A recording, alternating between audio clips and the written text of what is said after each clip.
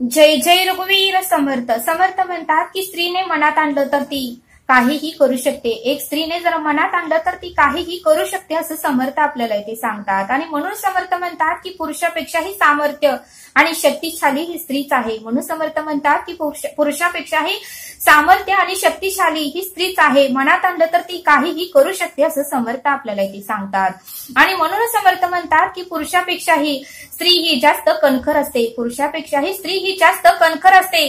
कितीतरी वाईट व जीवघेणी प्रसंग पेलवून नेण्याची ताकद तिच्यात असते. कितीही वाईट प्रसंग आणि जीवघेणी प्रसंग पेलावून नेण्याची ताकद तिच्यात असते. आणि कितीही दडपण आलं म्हणून ती स्त्री कधीही व्यसनाधीन होत नाही. कितीही दडपण आलं, कितीही टेन्शन आलं, कितीही वादळ आले, कितीही तुफान आलं तरी ती स्त्री व्यसनाधीन कधीही होत नाही. सगळं दुःख पचवून चेहरा कायम हसरा ठेवण्याचे सामर्थ्य हे एका स्त्रीमध्येच असते. सगळं दुःख पचवून चेहरा कायम हसरा ठेवण्याचे सामर्थ्य एका स्त्रीतच असते असं समर्थ आपल्याला इथे सांगतात. आणि म्हणूनच समर्थ म्हणतात की स्त्रीने जर मनात आणलं तर ती काहीही करू शकते असं समर्थ आपल्याला इथे सांगतात. आणि म्हणूनच समर्थ म्हणतात की एक स्त्री एक दुर्गा आहे, एक स्त्री लक्ष्मी आहे, तर एक स्त्री महाकाली आहे, तर एक स्त्री सरस्वती आहे असं समर्थ आपल्याला इथे सांगतात.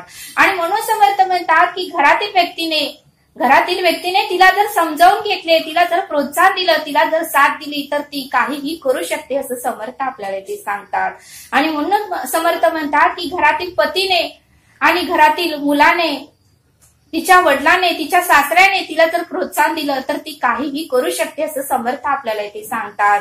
तिला जर प्रोत्साहन दिलं, तिला जर साथ दिली तर ती विमानही चालवू शकते, ती 4 व्हीलरही चालवू शकते, ती जहाजही चालवू शकते. आणि मनात आणलं तर ती कुठलंही वाहन चालवू शकते आणि कुठलाही मोठ्यातला मोठा बिझनेसही ती चालवू शकते असं समर्थ आपल्याला ते सांगतात. आणि म्हणून समर्थ म्हणतात की पुरुषांना थोडं जरी टेन्शन आलं, पुरुषांना थोडा जरी त्रास झाला आणि कुठलं तरी दुःख आलं तर पुरुष हे व्यसन करतात, आत्महत्या करतात.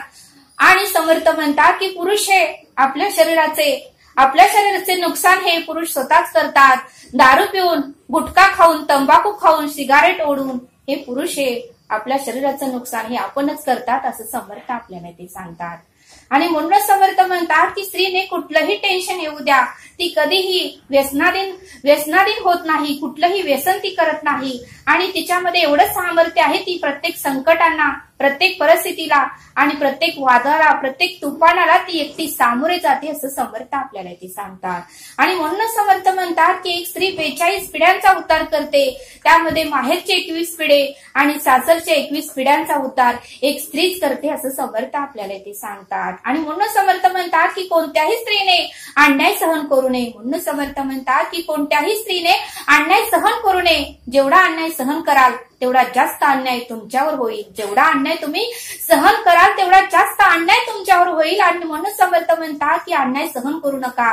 जेथे आपल्याला चुकीचं वाटतं, जेथे चुकीची घटना घडत आहे तेथे आपल्याला ताठ मानेने बोलता आलं पाहिजे असं समर्थ आपल्याला ते सांगतात. आणि म्हणून समर्थ म्हणतात की कुठल्याही स्त्रीला कोणी साथ नाही दिली तर तिचे कधीही नुकसान होत नाही. म्हणून समर्थ म्हणतात की कोणत्याही स्त्रीला कोणी साथ नाही दिली तर तिचे कधीही नुकसान होत नाही.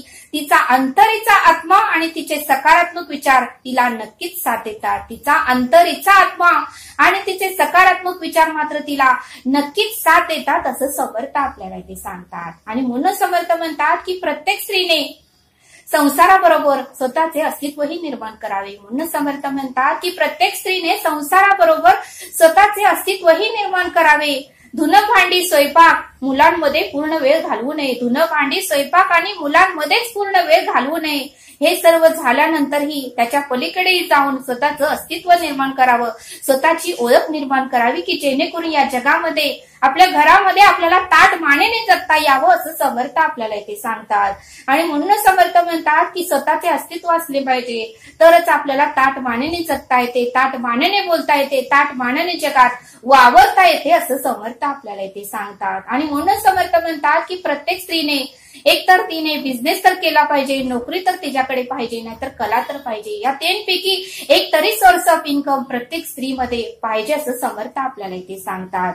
आणि म्हणूनच समर्थ म्हणतात म्हणून समर्थ म्हणतात की वेळ आणि परिस्थिती, म्हणून समर्थ म्हणतात की वेळ आणि परिस्थिती कधी बदलेल हे आपण सांगू शकत नाही. वेळ आणि परिस्थिती कधी आयुष्यामध्ये बदलेल हे सांगू शकत नाही. आणि म्हणून समर्थ म्हणतात की प्रत्येक स्त्रीने कायम तयारीत राहायचं, प्रत्येक स्त्रीने हे कायम तयारीत राहिलं पाहिजे असं समर्थ आपल्याला इथे सांगतात. आणि म्हणून समर्थ म्हणतात की छत्रपती शिवाजी महाराजांनी सुद्धा ज्यावेळेस युद्ध करायचे होते त्यावेळेस सुद्धा युद्धाची पूर्णपणे तयारी करूनच ते युद्ध करण्यासाठी जात होते. बघा म्हणले समर्थ, म्हणूनच त्यांचा विजय झाला असं समर्थ आपल्याला ते सांगतात. म्हणून समर्थ म्हणतात की ज्यावेळेस अर्जुनाला कौरवांसोबत युद्ध करायचे होते त्यावेळेस अर्जुनाने सुद्धा पूर्णपणे युद्धाची तयारी केली आणि मगच युद्धासाठी तयार झाले. बघा म्हणले समर्थ, मग अर्जुनाचाही विजय झाला. ज्यावेळेस श्रीरामांना रावणासोबत युद्ध करायचे होते त्यावेळेस श्रीरामांनी सुद्धा युद्धाची पूर्णपणे तयारी केली. सर्व माकड सेना त्यांच्या सोबत होती, हनुमंत स्वारी त्यांच्या सोबत होते, लक्ष्मणही त्यांच्या सोबत होते आणि म्हणूनच श्रीराम प्रभूंचा विजय झाला असं समर्थ आपल्याला ते सांगतात. आणि म्हणून समर्थ म्हणतात की आपल्या आयुष्यातही कधी वाईट प्रसंग येईल, कधी वेळ काळ येईल आणि कधी आपल्या आयुष्यातून एखादी व्यक्ती निघून जाईल हे आपण सांगू शकत नाही. आणि म्हणून समर्थ म्हणतात की वेळ आणि परिस्थिती कधी बदलेल हे सांगता येत नाही, म्हणून नेहमी कायम तयारीत राहा.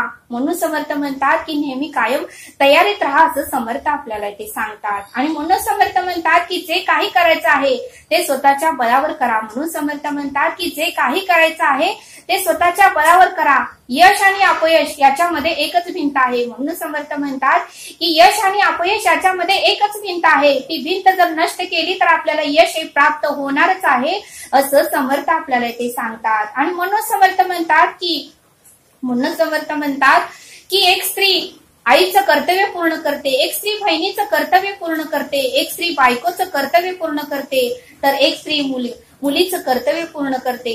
ती आपल्या कर्तव्यामध्ये आपल्या जबाबदारीमध्ये कधीच कमी पडत नाही. तिला फक्त प्रोत्साहनाची आणि कुणाच्या तरी साथीची गरज असते असं समर्थ आपल्याला ते सांगतात. आणि म्हणून समर्थ म्हणतात की जसे प्रत्येक घरातील व्यक्तींना वाटते की मला योग्य पत्नी मिळावी, मला योग्य सून मिळावं, असं प्रत्येक घरातील व्यक्तींना वाटतं, तसं त्या मुलीलाही त्या स्त्रीलाही वाटतं की मला योग्य पती मिळावा, मला समजावून घेणारं माझं सासर मिळावं असं प्रत्येक स्त्रीला वाटत असतं असं समर्थ आपल्याला ते सांगतात. आणि म्हणून समर्थ म्हणतात की प्रत्येक अपेक्षा ही स्त्रीकडूनच करू नका. त्या स्त्रीच्याही काहीतरी घराच्या लोकांकडून अपेक्षा असतात.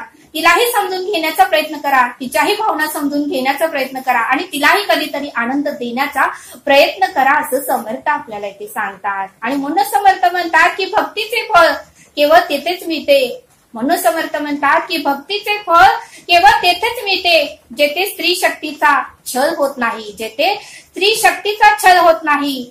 म्हणून समर्थ म्हणतात की स्त्रीचा कधीही अपमान करू नका, स्त्रीचा कधीही तिरस्कार करू नका आणि स्त्रीला कधीही त्रास देऊ नका असं समर्थ आपल्याला इथे सांगतात. आणि म्हणून समर्थ म्हणतात की चार भिंती आहेत म्हणून घर बनत नाही. म्हणून समर्थ म्हणतात की चार भिंती आहेत म्हणून घर बनत नाही. जेव्हा स्त्री लक्ष्मी त्या घरात रोज स्वतः काम करते, जेव्हा स्त्री लक्ष्मी त्या घरात रोज स्वतः काम करते तेव्हाच त्या घराला घरपण येते असं समर्थ आपल्याला इथे सांगतात.